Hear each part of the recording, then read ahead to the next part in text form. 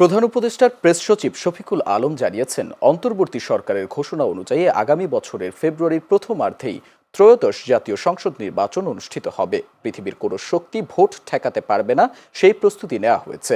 আজ সাম্প্রতিক বিষয়াবলী নিয়ে বাংলাদেশ ফরেন সার্ভিস একাডেমিতে সংবাদ সম্মেলনে প্রধান উপদেষ্টার বরাত দিয়ে তার প্রেস সচিব সাংবাদিকদের একথা বলেন। তিনি বলেন, আজকের উপদেষ্টা মণ্ডলীর বৈঠক থেকে যে কোনো ধরনের পরিস্থিতি মোকাবেলা করতে স্থানীয় প্রশাসনকে আরও সক্রিয়ভাবে কাজ করার কঠোর নির্দেশনা দেওয়া হয়েছে। নির্বাচনকে কেন্দ্র করে নিরাপত্তা যেন বিঘ্নিত না হয় সে পদক্ষেপ নিতে বলা হয়েছে।